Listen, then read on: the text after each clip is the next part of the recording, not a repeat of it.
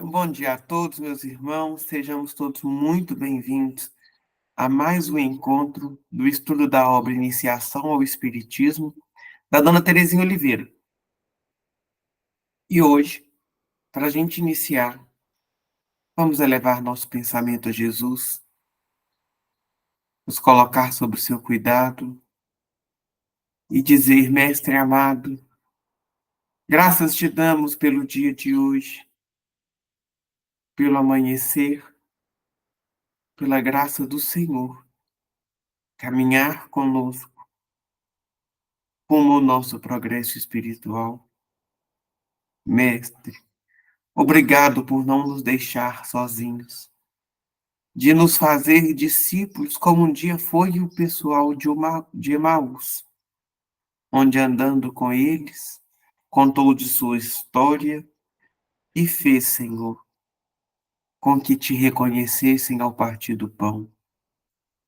Mestre, caminha conosco, ajude-nos a perseverança, a seriedade e a lealdade ao teu mandato.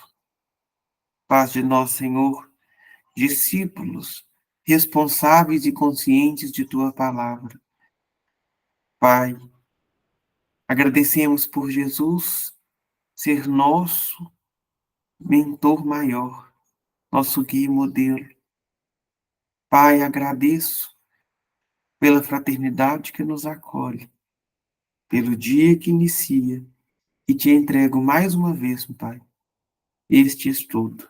Que assim seja. Meus amigos, hoje nós vamos pegar o capítulo 31 para iniciar nosso estudo, falando sobre a mediunidade e o seu desenvolvimento.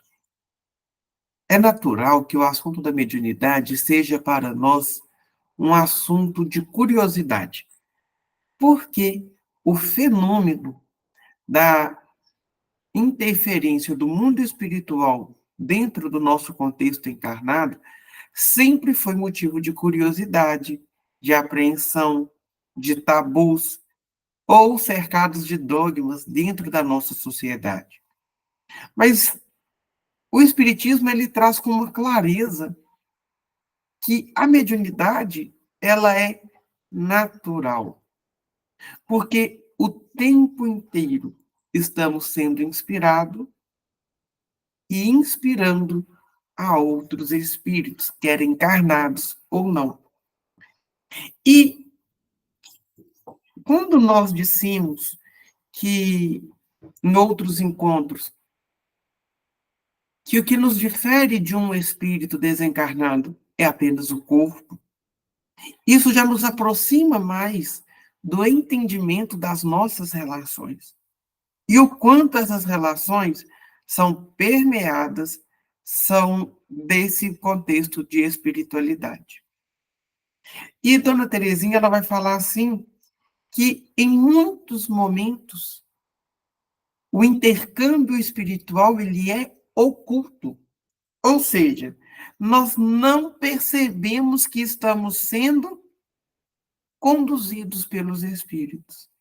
Estamos sendo inspirados e eles se manifestam a partir dos nossos pensamentos, dos estados de nossa alma, dos impulsos, dos pressentimentos. Vamos pegar alguns exemplos.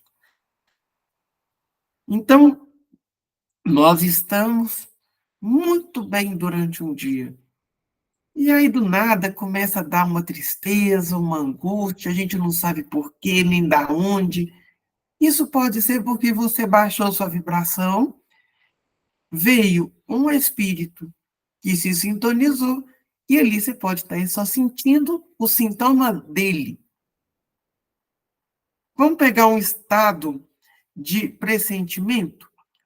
A mãe que vira para o filho e fala: filho, não faça isso. E aí a gente vai lá e faz. Ela teve aquele pressentimento. Às vezes o impulso. A gente não costuma ter uma reação diante de uma circunstância, e aí do nada a gente vai lá e faz. Isso pode ser condução espiritual, e não apenas instinto responsivo. E existem outros tipos de comunicação onde essa interferência do plano espiritual ela é ostensiva. Quando ela é ostensiva, é porque a maioria das pessoas que tem ostensividade fica evidente que existe uma outra individualidade interferindo na individualidade do médium. Por que é legal colocar a questão da evidência? Porque na comunicação mediúnica ostensiva, algo muda para caracterizar essa outra individualidade. Então, às vezes, pode mudar a entonação da voz, o vocabulário, a forma de expressão, o teor da comunicação. Algum sinal, além do nome, da assinatura do espírito comunicante, vai caracterizar a forma como ele se expressa. E por que é interessante falar uma outra individualidade? Porque quando a gente fala de processo mediúnico, a gente fala de uma necessidade da educação mediúnica diante de um processo de trabalho que tem a causa espírita como base e o mandato do Cristo como lei.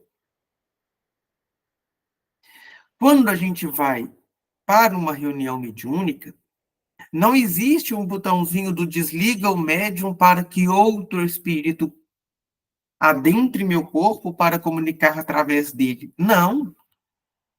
Ali existe uma consonância de energias para que o meu espírito entre em sintonia com o espírito que quer se comunicar.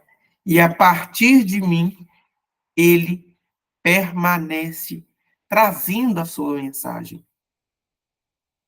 Mas é outra pessoa. É outro ser. Não é o médium. E por que é legal falar isso?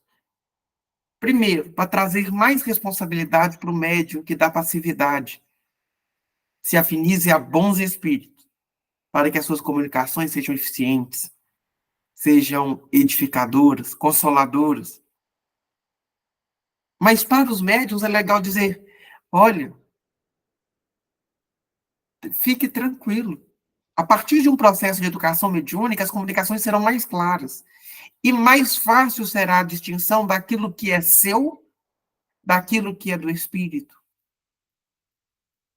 Então, isso, a dona Terezinha vai nos dar depois algumas características de como a gente faz para o desenvolvimento dessa potencialidade de discernimento.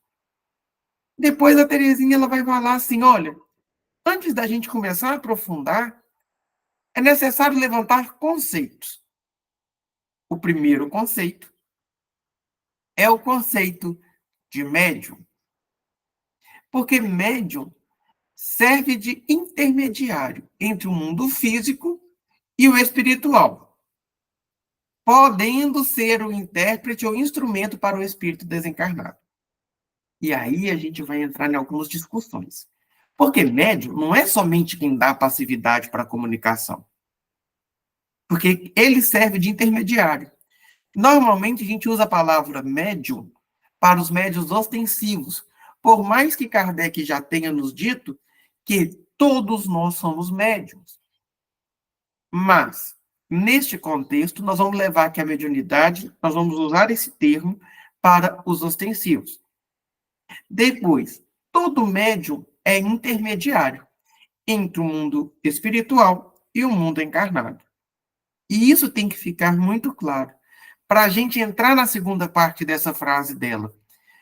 Podendo ser intérprete. Não quer dizer que somos, por sermos médiuns, que somos intérpretes. Como assim? Eu posso trazer uma comunicação mediúnica como médium, dando passividade a um espírito comunicante. E nem por isso eu posso ser o intérprete dela, tirar dela a interpretação, o fundo moral, doutrinário, teórico. Então, é difícil a gente fazer com que a nossa vida seja permeada por esses conhecimentos.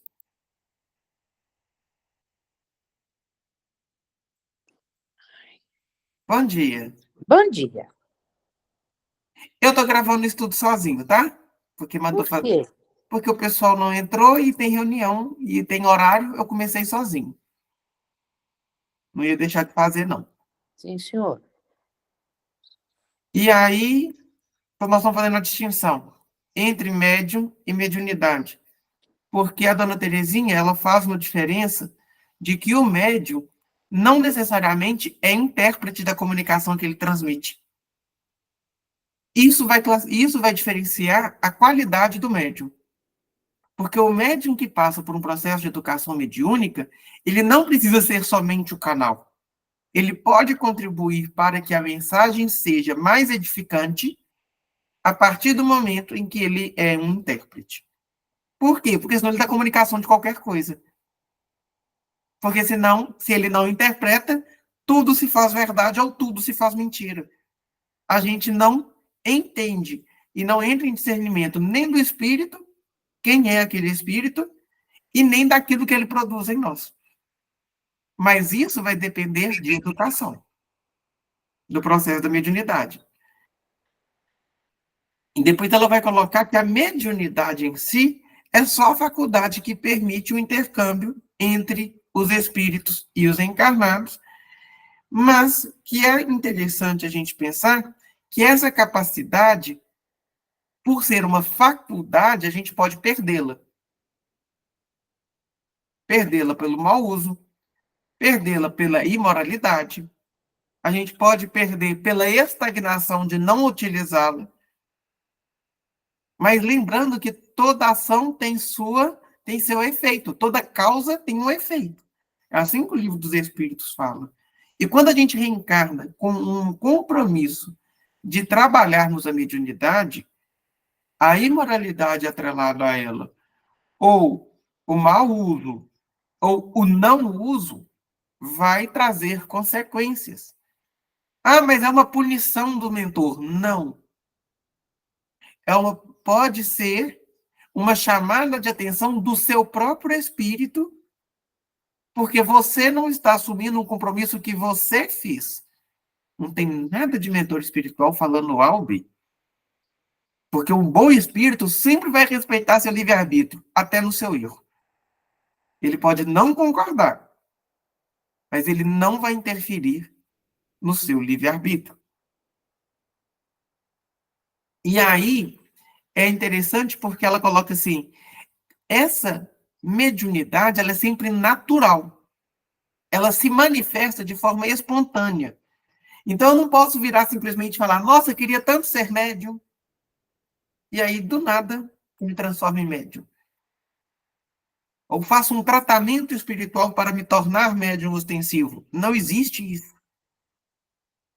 Tem gente que só vai descobrir uma mediunidade ostensiva aos 70 anos, 80. Inclusive, tem crianças manifestando comunicações espirituais aos 6, 7. Então, não é idade, não é querer. Antes de reencarnar, você tinha esse compromisso. Isso não te faz melhor. Ser médium não faz ninguém melhor do que ninguém. Mas não inventem uma comunicação mediúnica onde ela não existe. Então, é só para a gente ficar atento. E a Terezinha coloca assim, a inclusão da mediunidade não depende de lugar, idade, sexo, condição social e filiação religiosa. Então, esse é o interessante, porque se ela não depende de lugar, ela pode eclodir na sua casa, na escola, no seu trabalho, na casa espírita, em qualquer outro templo religioso, na rua. Se não depende de idade, nos leva a entender que a gente precisa de ter uma atenção com as pessoas com as quais a gente convive, porque se essa mediunidade despertar, nós não deixarmos essa pessoa desamparada. Porque o médium, em processo da eclosão de seu processo mediúnico, quando fica desamparado, é muito ruim. Mas ele também não precisa de ninguém para passar a mão na cabeça dele. Ele precisa de alguém para ajudar no direcionamento. Ajudar a entender o processo com leveza. Se não depende de sexo, de orientação sexual, a gente, como espíritas, temos que estar preparados para entender a mediunidade em seus diversos contextos. Porque se amanhã aparecer uma travesti dentro da nossa casa espírita com uma mediunidade ostensiva, temos que abraçá-la. E a gente não está preparado para isso. E temos que estar. Sabe por quê? Porque a mediunidade é natural. Ninguém escolhe ser ou não ser médium. E se há doutrina, é a doutrina que traz para nós uma codificação, um estudo, um sistema para entendermos a mediunidade, a gente não tem o direito de privá-la de ninguém. Não depende de condição social. Então, quando você vai para contextos sociais diferentes, você vai ter uma benzedeira, você vai ter uma pequena casa espírita no fundo da casa de alguém, ou você pode ir em condomínios luxuosíssimos, que você vai ter um evangelho no lar. Por quê? Porque, gente, não faz diferença. Aonde tem pessoa, tem mediunidade. Não necessariamente aonde tem uma melhor ou pior qualidade financeira ali, né? Uma condição financeira. E nem filiação religiosa. Toda religião tem médium. As religiões, por quê? O médium não é o intermediário entre o plano espiritual e o físico? Se é assim,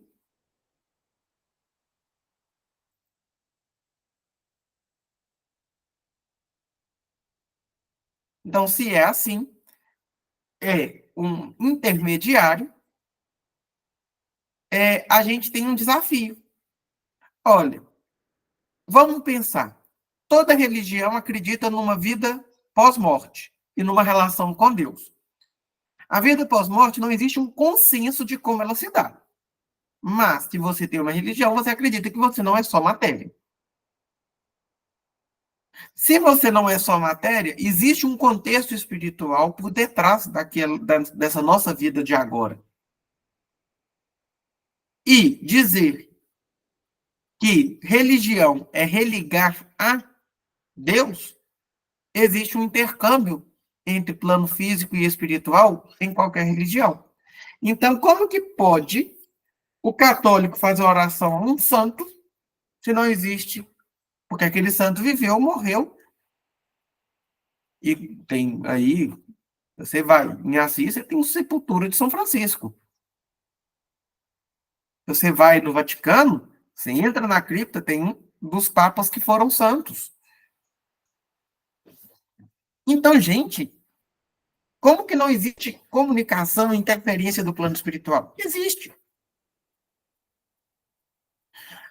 O nosso irmão evangélico, quando ele é ali inspirado pelo Espírito Santo, como ele se diz, eu não estou falando que não seja o Espírito Santo, porque a gente tem que respeitar a forma como ele vê a relação de fé. Mas o processo de entender aquela inspiração é mediunidade. É um contexto extrafísico interferindo no físico, trazendo a interpretação de uma mensagem orientativa, consoladora. O Espiritismo deu o nome de médium. Antigamente, dava-se o nome de profeta. Jesus deu o nome de discípulos, aqueles 72 a quem ele enviou para falar sobre o Evangelho. Mas no final, éramos médios. E quem que apresenta a perturbação? É médium. E eu acho legal o termo que ela usou, perturbação. Por quê? A gente entende, no nosso contexto geral, o que é uma perturbação? algo que te tira do equilíbrio. Mas a gente tende a achar que necessariamente seja algo pejorativo. E não é. Perturbação é aquilo que te tira da sua zona de conforto, do seu estado de equilíbrio, que pode te colocar para avançar ou pode colocar para desestabilizar de uma forma emocional. Mas é tudo perturbação. A gente usa muito a palavra perturbação dentro da doutrina quando a gente fala do processo de desencarne. Por quê? Desencarnando, nós passamos por um momento de perturbação do desligamento do corpo do espírito, entramos ali no entendimento de que estamos desencarnados e a partir da sintonia, dentro do movimento de perturbação, a gente vai para o local espiritual a quem nos sintonizamos. A gente pode ir para um posto de socorro, a gente pode ir para um umbral, a gente pode ir para uma colônia. Mas perturbação é, ok, vou te sacudir, vou mexer com você. Porque no eclodir da mediunidade, a perturbação acontece. Pode dar sinais de sofrimento, perturbação, desequilíbrio, ficar achando que é vozes na sua cabeça falando, confundir com patologias, porque o esquizofrênico, ele pode ser médio, mas é preciso estudar muito o que é mediunidade, o que é esquizofrenia. Oi, tá sem áudio. Seu microfone está desligado.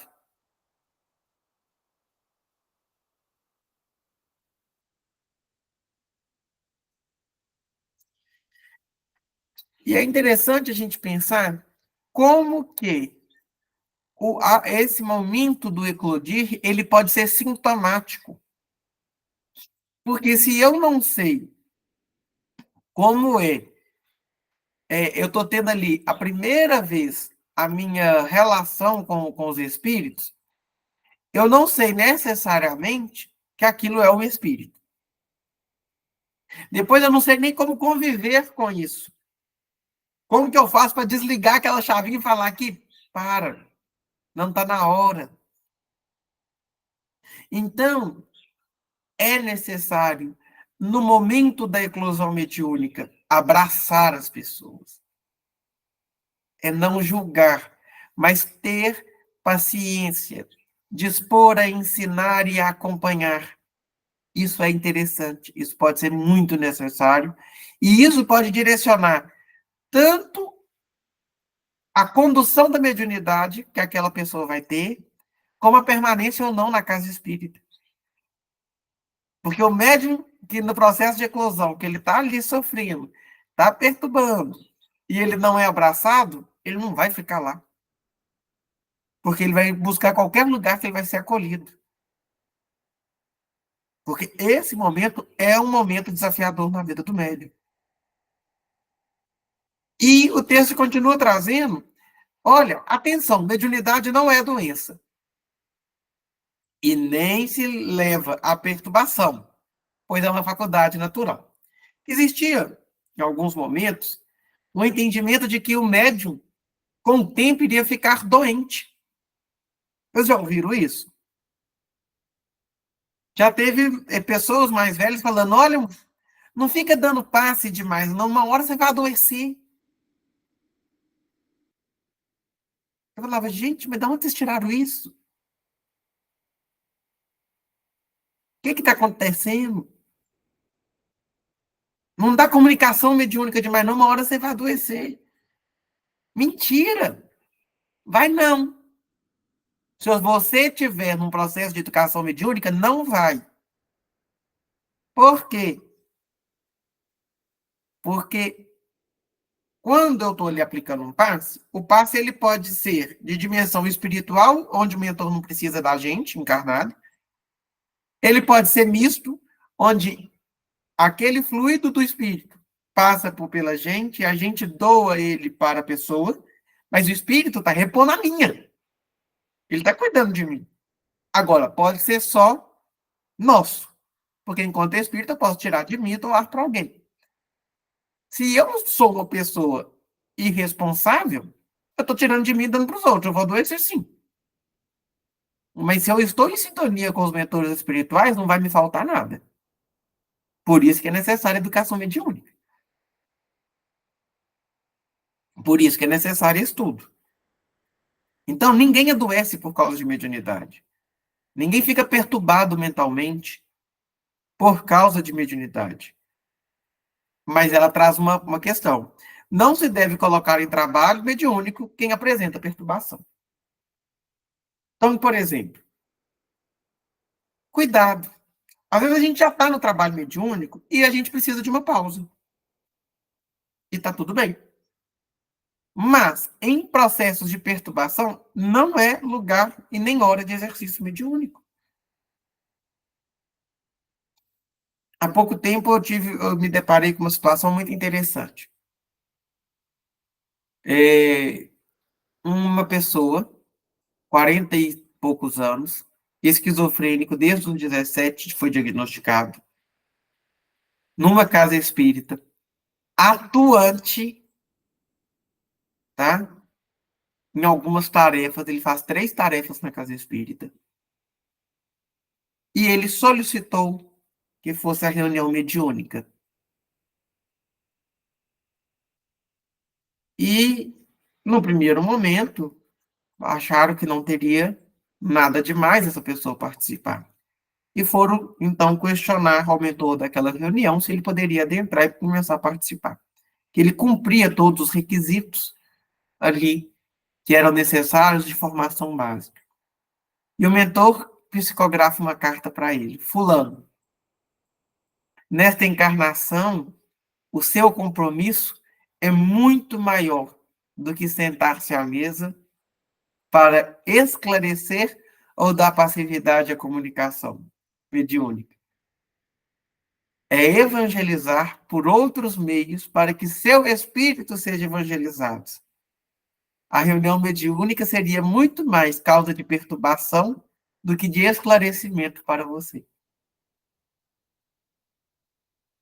Olha que jeito carinhoso, lindo, instrutivo desse espírito conduzir a situação. E aí ele veio me contar, todo feliz, falou, Murilo, eu não vou ser útil lá, eu vou ser útil em outra coisa. Por quê? Porque ele está muito bem.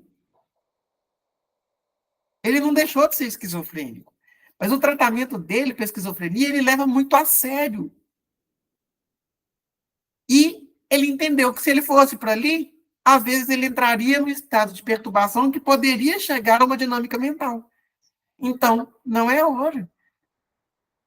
E aí, ele continua assim, para o desenvolvimento da mediunidade, somente deve ser encaminhado quem esteja em equilíbrio doutrinariamente esclarecido e conscientizado.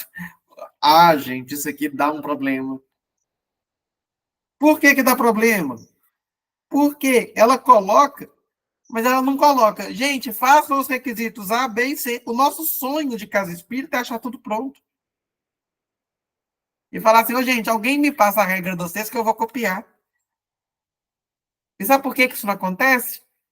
Porque Deus não posterga e nem terceiriza a responsabilidade que nos cabe.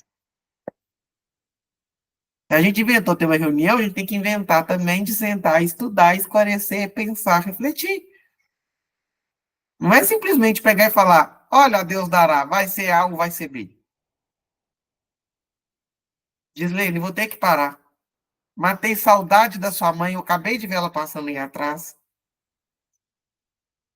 Agora eu já posso voltar. Fazendo a caminhada dela. Ah, ela é linda demais. Existem sinais que indicam que alguém vai ser médium. Ostensivo. São sinais precursores. Gente, isso aí é complexo. Mas, por exemplo, comprovada vidência ou audição. Gente, tem criança que conversa com o espírito igual a gente está conversando entre nós. Eu tenho um caso na família que a criança com 6 anos via um bendito senhor sentado na esquina que ninguém via. Lá na casa da minha avó. Ocorre transe psicofônico, ostensivamente falando, ou psicográfico. Há produtos de efeito físico. Como assim? Esse é muito comum para perturbar. Efeito sonoro, luminoso, deslocamento de objeto, onde as pessoas que são médiums se encontram. Mas nem sempre é fácil e rápido distinguir manifestações mediúnicas quando em seu início das perturbações fisiopsíquicas. Gente, não é fácil entender quando alguém é médium e está ali no processo anterior ao processo da eclosão. Mas ela coloca uma listinha para a gente daqueles que podem ser sinais. Sensação de presenças. Você fala, parece que eu não estou sozinho. Você até olha assim para saber onde que a pessoa está e não tem ninguém. Pode ser um sinal. Sono profundo demais. Desmaios e síncopes inexplicáveis. Pode acontecer. E sempre falando, gente, bom senso. Aqui a gente não está falando de psicopatologia. A gente está falando de mediunidade. Então, se tem alguma dúvida que isso pode ser patológico, vai ao psicólogo, vai ao médico. Nós estamos falando aqui de efeitos precursores de um processo mediúnico, interferência espiritual. Sensação ou ideias estranhas, mudanças repentinas de humor, crises de choro. Gente, tem hora que você está ótimo. Aí do nada te dá uma angústia. Aí você dá uma vontade de chorar. Tem nada seu. Você afinizou com o espírito que está desse jeito e está começando a sentir tudo dele. A questão de humor. Eu estou muito tranquilo, muito feliz, do nada eu estou excitado, eu estou parecendo que eu quero ir para 1 milhão de festa, ou eu posso virar uma pessoa extremamente mal-humorada muito rápido. Não é transtorno bipolar. Pode ser, se for no campo patológico. Mas e se for no efeito mediúnico? Sintonia com o espírito daquela condição. Tá vendo que é muito tênue falar entre o patológico e o mediúnico? Por isso que a observação é importantíssima. Em sensação de inchar, dilatar dos membros, fica parecendo que você está crescendo. Isso eu já vi uma vez com uma pessoa que relatou. Tá? Nunca tive. Mas isso é expansão para desdobramento, pode ser uma questão de ectoplasmia. Adoecimento, formigamento das mãos e pernas. Acontece. Às vezes dá até uma dormência. Fica parecendo que você está esquisito. Fala, gente, meu braço está estranho.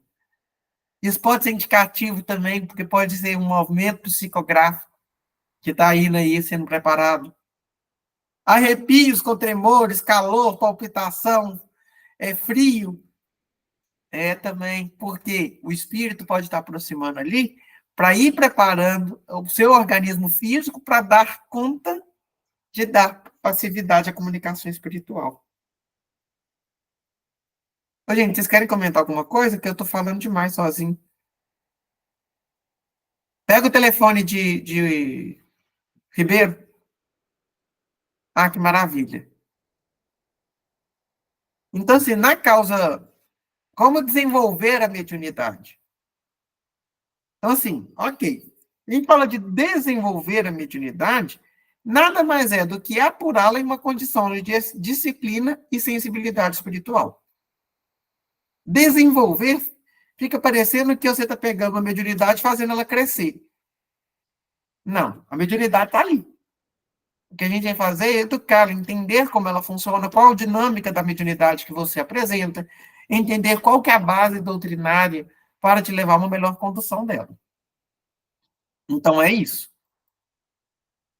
Então, para que a gente tenha uma condição de desenvolver, educar a nossa mediunidade, são necessárias 3 providências. E essas 3 providências são importantíssimas. A primeira é ter uma base doutrinária. Porque se arriscar na mediunidade sem base doutrinária é irresponsabilidade. Porque você vai querer redescobrir a roda. O médium que não lê Kardec vai querer refazer tudo que Kardec fez para criar sentido naquilo que ele vai fazer. Gente, facilita a vida, vai estudar. O estudo não é para dificultar ou para virar empecilho, é para facilitar. É para falar, gente, veio gente antes da gente que fez aquilo bem feito demais. Para que a gente vai pegar e refazer? Vamos ir para as coisas novas. Tem médium que acha que, porque dá uma comunicação mediúnica, ele não precisa estudar. Coitado. Quer dizer que ele nunca leu nada de espiritismo. Ou acha que, porque ele é médium ostensivo, que o espírito tem que responder para ele o questionamento que ele faz. Coitado. A responsabilidade é dele de estudar. O espírito conduz, orienta, mas o espírito nunca vai dar um passo que cabe a nós. E nós precisamos da doutrina espírita, não são os espíritos. Nós precisamos desse esclarecimento. Nós viemos com o compromisso de termos esse consolo. É muito fácil eu virar toda hora e falar assim para a mentora: olha, isso, você pode me explicar? Era meu sonho. Vocês não eram, não? Toda dúvida, tem que dar uma palestra. Você fala assim que vem com psicofonia dar palestra para mim. Você está no atendimento fraterno, você não está entendendo nada do que a pessoa está falando, ou está com dificuldade para orientar, chega e fala para o espírito: olha, vem cá. Vem cá e faz o que era obrigação minha, que eu estou entendendo bolufas.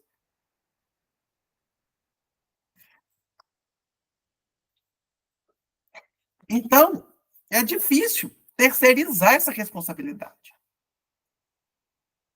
Agora vamos pensar. Por que é importante a base doutrinária? É porque é base. Então, recebi uma comunicação mediúnica. Como que eu vou avaliar se ela pode ser ou não útil se eu não tenho base para isso? Faz sentido?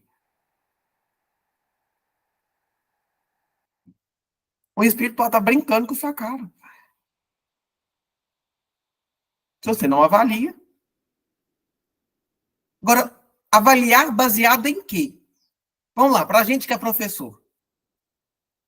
A gente corrige uma prova baseado num conhecimento prévio que me diz se aquilo está certo ou errado, ou se está até a metade certo e depois a pessoa descambaleou ali no raciocínio. A gente identifica onde que foi a falha para a gente corrigir e chegar a um conhecimento profundo. Não é assim?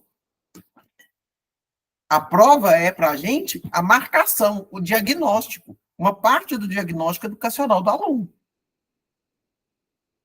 E na mediunidade? É a mesma coisa. A gente vai ser todos os dias acompanhados no processo da nossa educação. Mas a base é o Evangelho de Jesus. A base é as obras de Kardec, são as obras de Kardec. São a literatura complementar da doutrina. Então, quem não tem tempo para estudar, cuidado, você pode não ter que ter tempo para reunião mediúnica. Porque se você não tem o básico, não queira o avançado. Ninguém vai para a faculdade sendo analfabeto. Primeiro ele tem que ser alfabetizado, cursar o ensino fundamental, o ensino médio, depois ele vai para a faculdade. É processo. Depois, um segundo aspecto que ela coloca para esse trabalho da mediunidade é o exercício prático. Que ele não é introduzido de uma vez só. Ele é introduzido aos poucos. Para que o médium tenha capacidade de distinguir o que é dele e o que não é. Para ele distinguir o que é comunicação mediúnica e o que é uma presença de um espírito.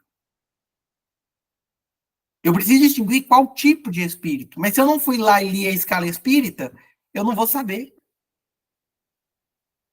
Se eu não fui lá no diálogo com as sombras e olhei e li tudo aquilo que Hermínio Miranda coloca, eu não vou saber como conduzir o diálogo com aquele espírito, por exemplo.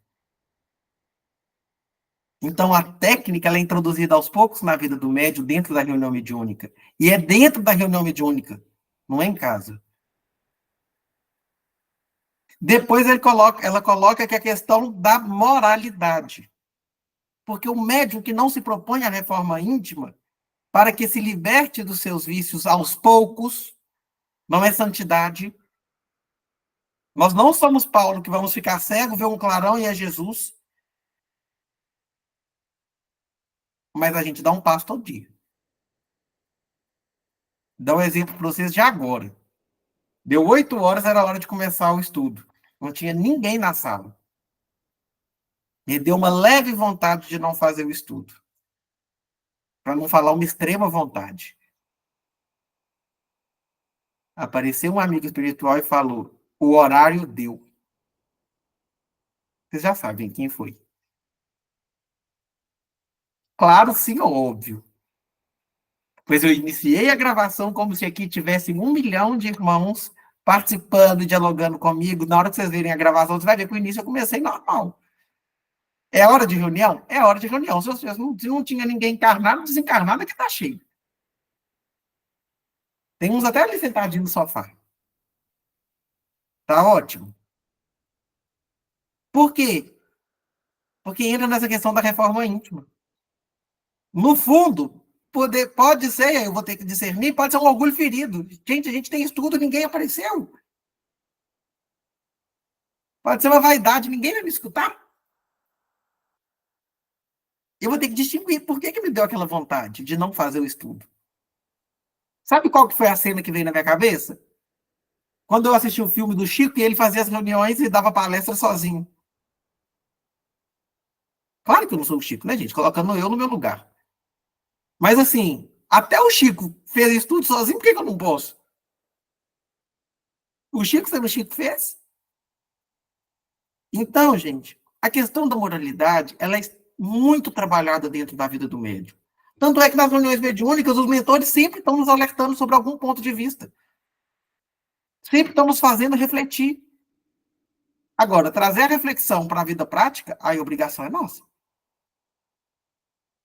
E eu acho que a parte mais difícil do ser médium. O Divaldo fala uma coisa que eu achei interessante. Ele conta que um belo dia ele estava em um processo muito angustiante e tal. E aí ele falou com a Joana de Ângeles assim: olha, você escreve cartas consoladoras, você dá orientações. A tanta gente, você podia trazer uma palavra de consolo para mim. Aí ela, gente, mas eu escrevi um tanto de coisas e publicou porque quis. Quase assim, Divaldo, nós psicografamos 200 livros. Era tudo para você. Tá precisando de consolo? Vai ler. Eu já escrevi. Então, assim, a gente está agora passando por alguma dificuldade, alguma falta de consolo, a gente está precisando de uma palavra, a gente está precisando de um abraço. E a quem que você recorreu? A qual leitura edificante você recorreu? Você foi estudar sobre aquele processo que você está passando à luz da doutrina? Porque se você não está, não espere o Espírito fazer por você aquilo que nem você faz por você mesmo. Parece uma palavra dura, né? Mas a gente gosta de terceirizar porque é muito mais fácil. É muito mais simples. E aí, a gente entra numa reflexão importante. Se a mediunidade ela não é iniciada com o espiritismo, e a gente encontra marcas dela ao longo da história da humanidade, o espiritismo foi um marco de codificar, decodificar a experiência da mediunidade. Até o livro dos médiuns, a gente não tinha livros que traziam com tanta clareza o processo da mediunidade. Nós somos a única religião que trabalha com mediunidade? Não.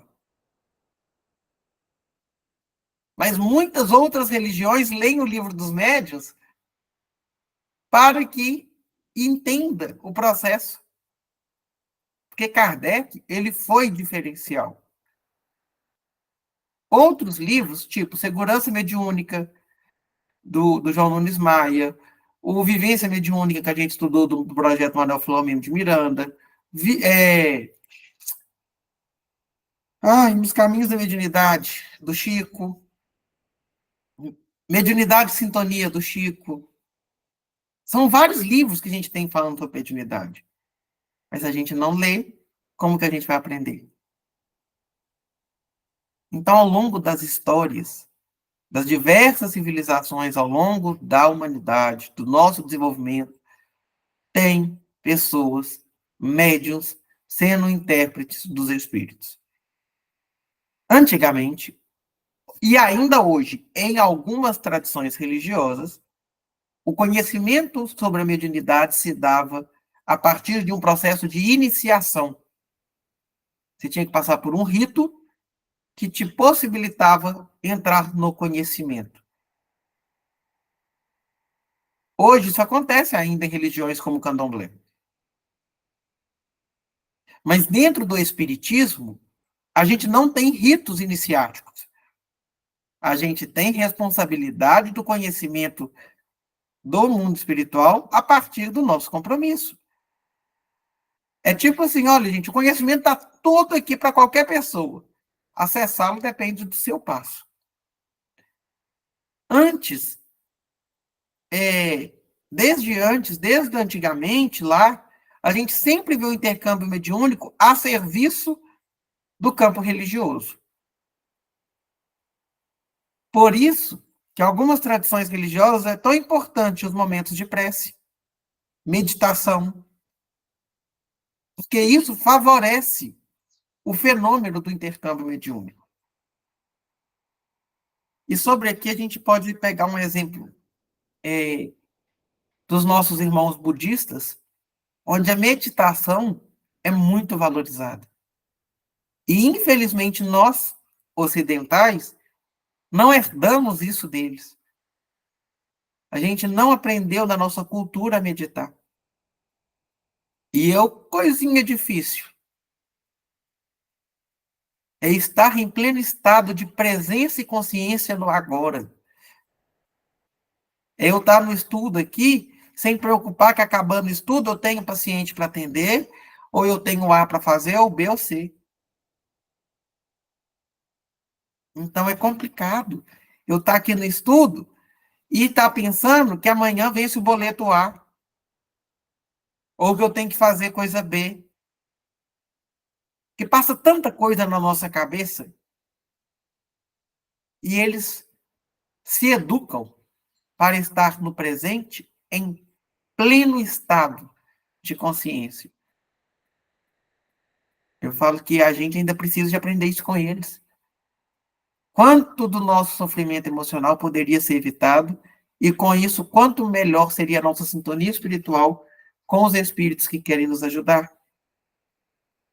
Agora, antigamente, os fenômenos mediúnicos eram vistos como maravilhoso, sobrenatural, porque desconhecia suas origens, as leis que norteavam o intercâmbio mediúnico. E hoje? Hoje não. A gente já conhece. Se a gente já conhece, sai de um estado sobrenatural para passar a um estado natural. E se é natural, é tão mais leve. E a gente para de colocar o médium num pedestal que não cabe a ele. Porque antes quase que endeusavam, santificavam o médium. Hoje não. Porque se a gente faz isso, a gente está errado. Gente, o Chico, que foi um dos maiores, para mim, é o maior médium que a gente já teve, dentro da doutrina espírita. A gente teve outros. O Arigó, o próprio Divaldo, que ainda está encarnado. Você nunca viu esse povo gostar de ser bajulado. Por quê? Porque eles entendem o lugar deles dentro do processo da mediunidade. Então, quando a gente entende que a mediunidade é natural, inclusive o médium tem mais facilidade em aceitar que convive com essa mediunidade. Por quê? Porque é fácil conviver com a mediunidade? Não. Não é. Não vamos romantizar a mediunidade. Mas é bom. Se você entra num processo de educação, em um processo sério, é ótimo. Mas não é simples. Não é simples eu olhar para o lado e ver um espírito. Não é simples eu sofrer a interferência deles e às vezes nem estar sabendo que eu estou sofrendo. Uma colega médium de uma casa espírita estava dentro de uma discussão com o marido e ela mediunizou e não viu. Ela quase avançou, fisicamente mesmo, no marido. Ela não lembra de nada. Ela entrou num processo obsessivo que, graças a Deus, tem 4 meses que ela está tratando esse processo obsessivo. De um espírito, olha que interessante, que foi amante dela em outra encarnação, que não aceita a presença do marido. Na hora da briga ali, ela entrou em sintonia, o espírito veio para tirar ele do caminho, porque ela é dele. Olha que dinâmica complexa. E quanto tempo que está demandando para o tratamento dela e do espírito que estava sintonizado com ela. E às vezes a gente acha que a gente vai fazer um tratamento de desobsessão. É que, gente, é 2 reuniões no máximo e vida que segue. Ah, coitado. Eu tenho obsessão por comer. Será que 6 meses é o suficiente para eu tirar meu vício e trazer um hábito saudável para minha vida? Ah, então mudança espiritual, que vai mexer no seu emocional, no seu psíquico, nas suas crenças, no seu jeito de comportar. Então, em 6 meses tem que resolver plenamente. O que demanda só de mim é difícil, imagina o que demanda 2, gente. Então, a gente tem que ver as coisas também com mais clareza, com mais leveza. E é por isso que antes Moisés proibiu o contato da mediunidade. Porque a gente fazia mau uso, naquele tempo, da mediunidade. Isso veio muito de tradições não israelitas. Mas, vamos lá. Tem como eu proibir alguém de algo que ela pode fazer? Tem. Eu posso proibir você de roubar. Por quê? Porque existe uma lei, porque roubar pode ser possível. Agora, tem como eu te proibir de uma coisa? Impossível? Eu vou falar assim, gente, Gislene, hoje você não pode voar, tá? Você não pode sair voando por aí, não. Tem sentido? Não, porque é impossível. Ela não tem uma asa, um mecanismo ali de sair voando ali agora e vir aqui para Esmeraldas. Porque, então, não é porque o mau uso faz uma proibição. Naquele tempo, aquilo era necessário. Mas não quer dizer que era impossível. De mediunidade, gente, não tem como negar. A coisa acontece. Você tem 1 milhão de provas. Agora, se a gente ainda entende que quando Moisés proibiu, era porque ele visava reprimir os abusos e os desvios, pode ser que hoje essa proibição tem que valer. Se para mim ainda eu uso a mediunidade de forma indevida, que ela me seja proibida. E ela vai ser pelos mentores. Ela vai ser pela religião a qual eu me afilio. Não quer dizer que eu não vou trabalhar moralmente outros aspectos da minha vida. Quer dizer que eu não vou exercer a mediunidade ostensiva, porque se eu exercer, eu vou fazer besteira. Antes, vamos pensar, os profetas, os grandes profetas, será que eles não eram médiuns? Quando você lê Jeremias, o livro do profeta Jeremias, você vê tanta profecia interessante, mas o exemplo que eu gosto mais de dar é o livro do profeta Isaías. Ele fala sobre o momento de paixão e morte de Jesus em detalhes. Em detalhes. Isso é incrível, gente. Isso é incrível. Então, como que ele, muito antes de Jesus, estava narrando aquilo? Agora, a gente tem que se desvencilhar dessa proibição de Moisés para o bom uso da mediunidade. Até porque no Novo Testamento não existe nenhuma única passagem que nos proíba o intercâmbio mediúnico. Você não vai ver. Ao contrário, a gente vai ver o exercício da mediunidade claramente dentro do Novo Testamento. Porque ela, inclusive, a Dona Terezinha pega ali alguns trechos do Novo Testamento para dar a gente de exemplo. Para quem está com o livro, lá na página 218. De um bom espírito sobre Pedro, quando este declarava, tu és o Cristo, falando ali da influência do espírito. A influência de um espírito inferior ali, no caso da expulsão do espírito imundo, no Evangelho de Mateus. Jesus conversa com Moisés e Elias materializados no Monte Tabor. Existe um diálogo com uma legião de espíritos que obsediava um gadareno. E existe um estímulo de Jesus para que a mediunidade fosse exercida. Quando ele fala, curai doentes, purificai leprosos, da mediunidade curadora.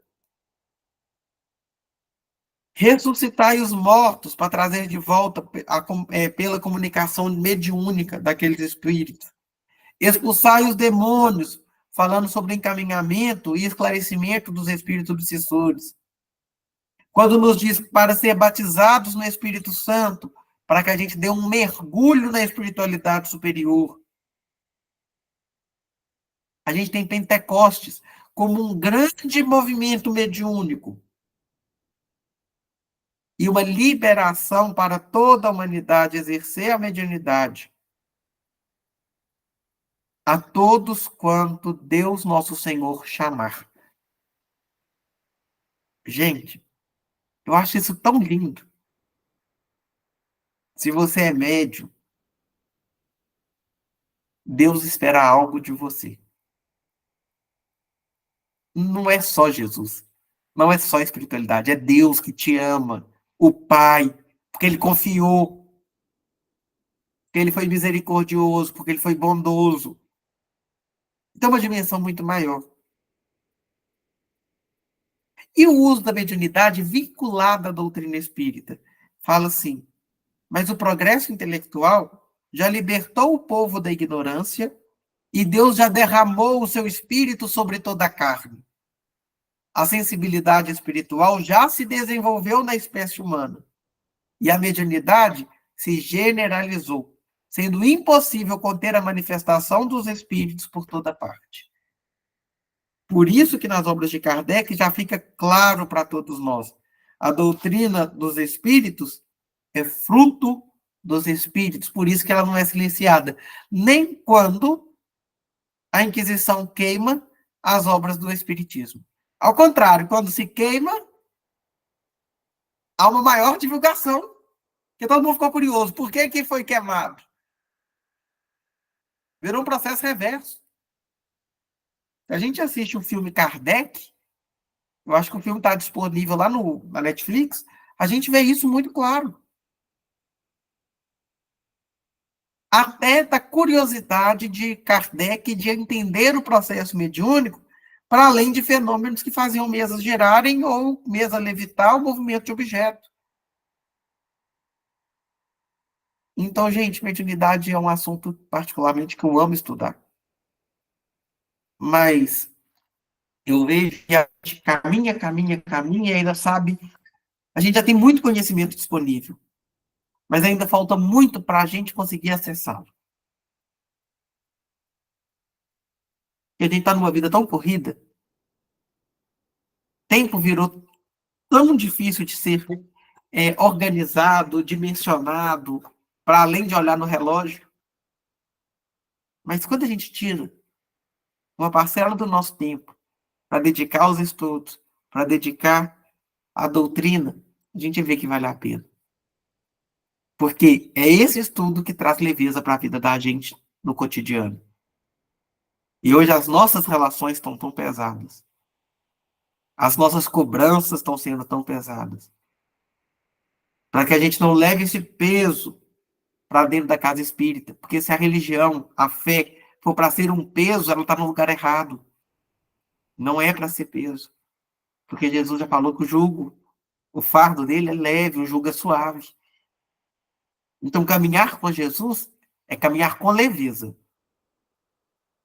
mas com responsabilidade. E são coisas diferentes. A gente é que muitas vezes distorce ou confunde esses dois conceitos. Gente, nós falamos dos 2 capítulos hoje. Usamos bem menos tempo aí, porque hoje vocês duas estão caladinhas. Você não consegue falar.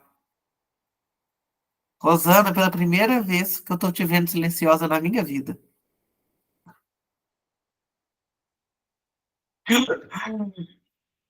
Mas tudo bem.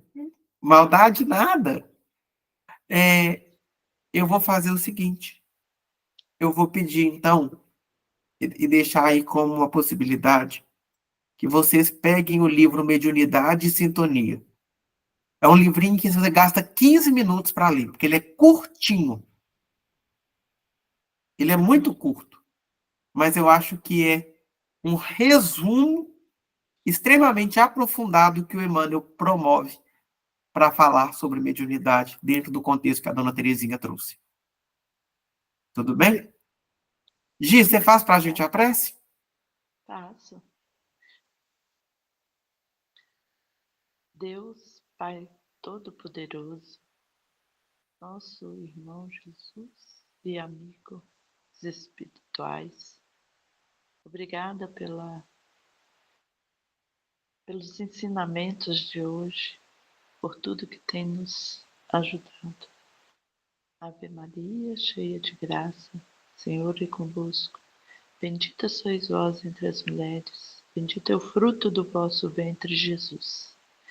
Santa Maria, Mãe de Jesus, rogai por nós, pecadores, agora e na hora do nosso desencarne, que assim seja, graças a Deus. Graças a Deus. Gente, obrigado pela companhia. Mais tarde eu coloco Desculpa lá o no YouTube. atraso. Viu? Tamo junto. Um abraço, gente. Beijo. E bora fazer agora, terminar mais um cachecol aqui para Rosana.